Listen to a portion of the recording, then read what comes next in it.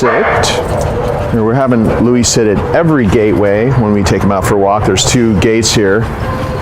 Okay, let me see. I have him sit at a boundary. We're going to do this at curbs and doorways and everywhere. I step out. If he gets up, see how I got up? No. You say no. Do a little circle like this. Just reset him and put him back. They're always the most excited at this gate that leads out onto the street, and also we have somebody standing there, which we usually don't have doing the video. So he waits, we step through the boundary first, just to accentuate the fact that this is our boundary, and he never follows us through unless he comes through next to us calmly on a loose leash.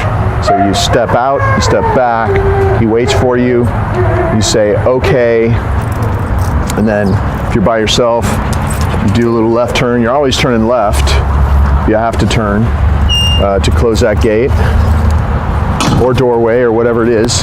And then we always start the walk across the street. So I have 1 curb here. Sit. If he doesn't sit, just apply a little bit of pressure like that. Never repeat the command. All he knows is he heard the command. He ended up there, and that's why he'll sit most of the time now when you say it the first time. Do a little sit stay. We'll walk around both ways just to, excuse me, nope. Just to make sure that he is extra super calm. See how I reset him? Your body does all the work. You do that left circle, you turn him away from his mistake. Reset him, don't say SIT again. You keep saying SIT all the time, he's going to become desensitized to that, and he'll never listen to you. So if I wasn't talking to you right now, I just would have said one thing basically. I would have said no, I would have reset him. You start all over, and if you're super consistent and you do it this way every time, he just knows he has to get it together and focus and stay there till you release him, or else we're going to be here all day. As you can imagine how long it took me to teach him this, as hyper as he is. And then, so he did it. I come back next to him. We're going to walk him across the street in training mode. Okay. And I'm going to walk super slow to show you how I'm doing it. And you know, he's a big puller, big rusher, likes to rush around. So it's just tapping.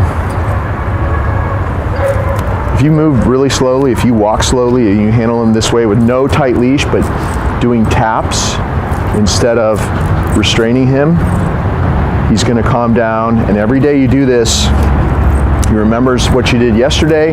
He starts anticipating the way you're going to do it. You come to the other side of the street, you say sit, and then with your right hand, he's on your left of course, you're going to pat his chest and say no. Don't let him touch your hand or mess with your hand. Nope. He pops up, you just simply reset him. Come on. Put him back.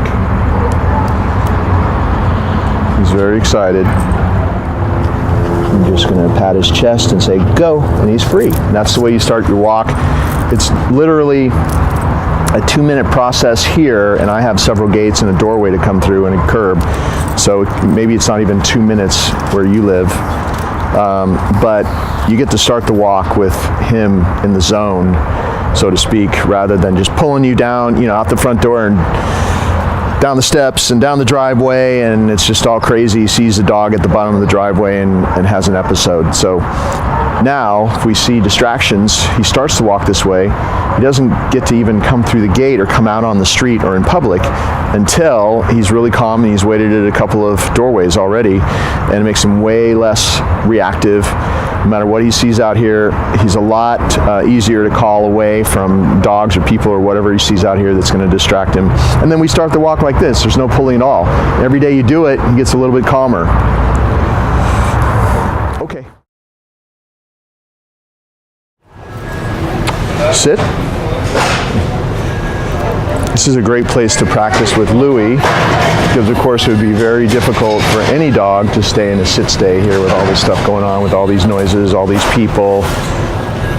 He almost got up, but he stopped himself. That was really good. I'm just doing a basic sit stay where I walk around in both ways. He waits till I come back next to him. Eye contact, straight down. Good. I reward him. He's actually staring at me as I reward him. So really avoid that whole, you know, giant hand that comes out of the sky thing, you know, like this, where he's not looking at you and he's just, you know, looking at the ground or over there or something.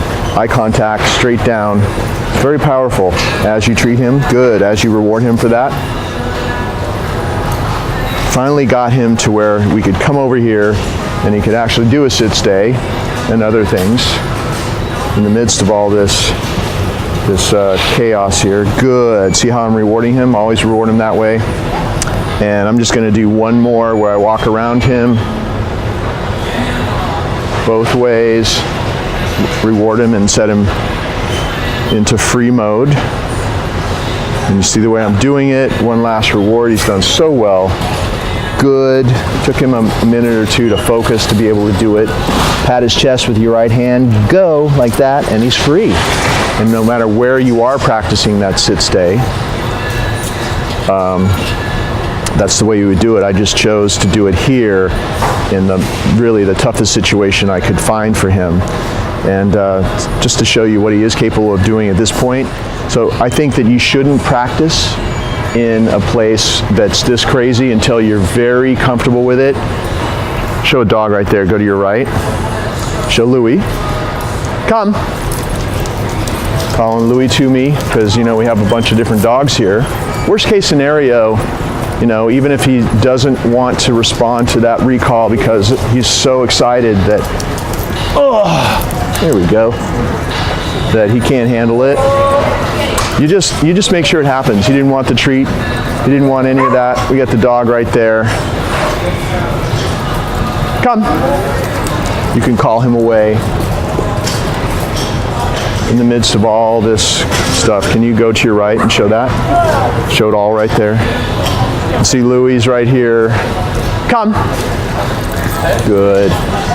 So you can really just use your commands even in the toughest situations over time, and you know he's just going to get easier every time.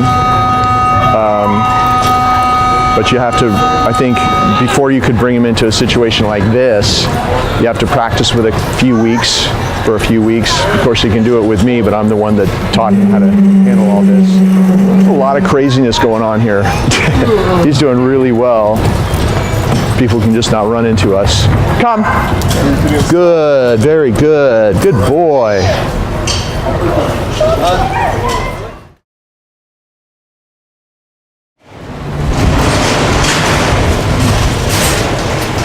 Down. So we are practicing a downstay in a really busy spot. Good. Took a lot of practicing to get him to this point where he can handle big time distractions like this. When I first got him, he couldn't do a stay just in a yard with no distractions, so he's come a long way. Good. You may have seen that I just make sure they can't go behind you. So you may have seen that I did this. I didn't repeat it or anything. I didn't wait for him to ignore it. I just put my foot like that as I said down. You might have to do that sometimes, especially when he's this distracted or when he's nervous. And you think that he's not going to, it's okay. You think that he's not going to follow your just word command. At the same moment you say it, you do down. So don't say down, wait for him to ignore you and then force him down, because you can get stuck in that pattern forever. But if all he knows is down and he hears it once and he ends up going there, then very quickly you won't have to do this part anymore. There's always a little bit of catching up time once the dog goes back home, and I'm not there anymore after the lessons and it's just you and him. He can sometimes backslide a little bit, not be as focused with you as he is with me.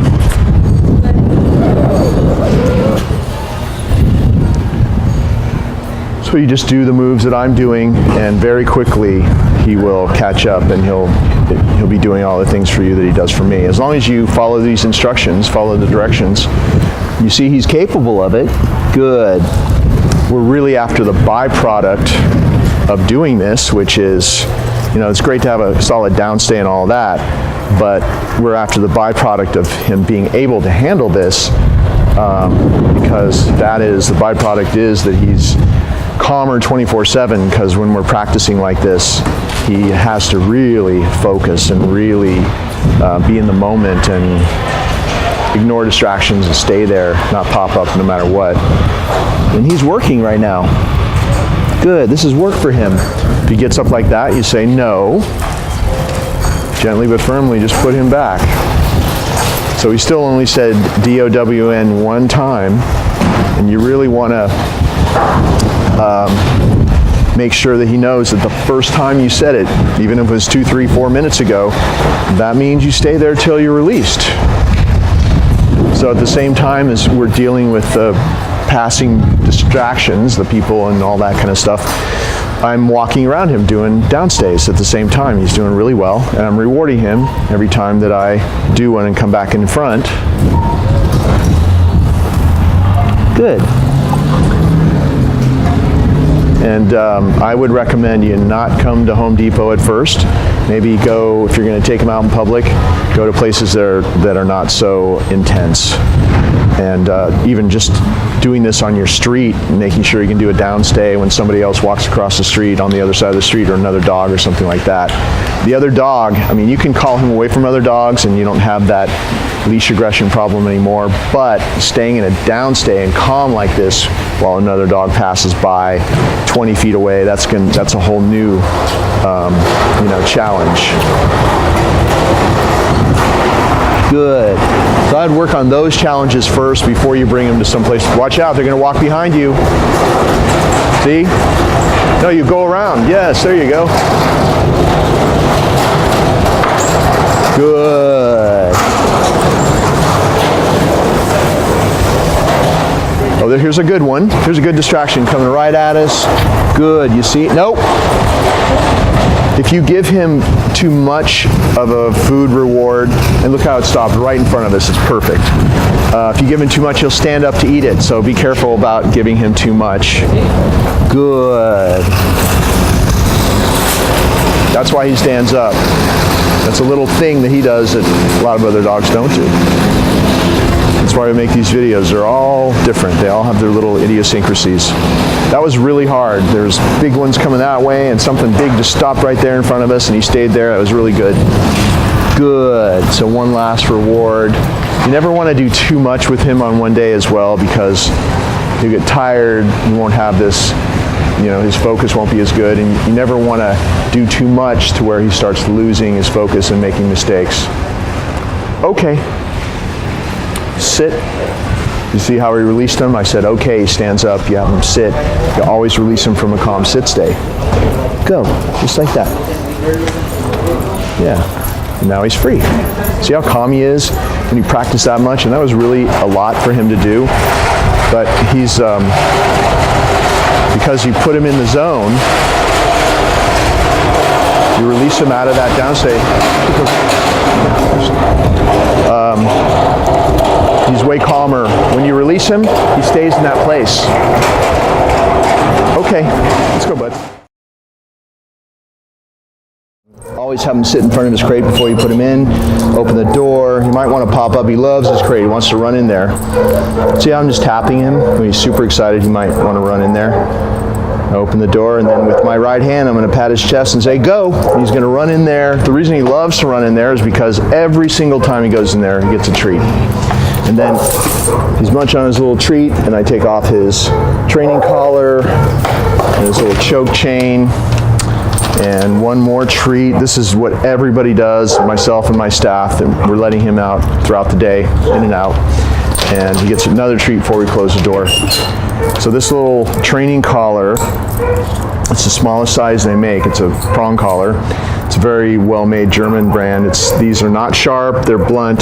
It doesn't hurt him, and he's been wearing it the whole time he's been here, and you can see that he's fine, and we don't use it to cause pain anyway. So it closes with the same pressure all the way around the back of his neck as well as the front, rather than a regular collar that's all like choking him right there. And therefore, you see through the videos, throughout the video, so I'm just tapping. That's all you have to do is just tap it, tap and release, and it's like putting power steering on your dog. So every time I put him in the crate, I take this off. I hang it on the door.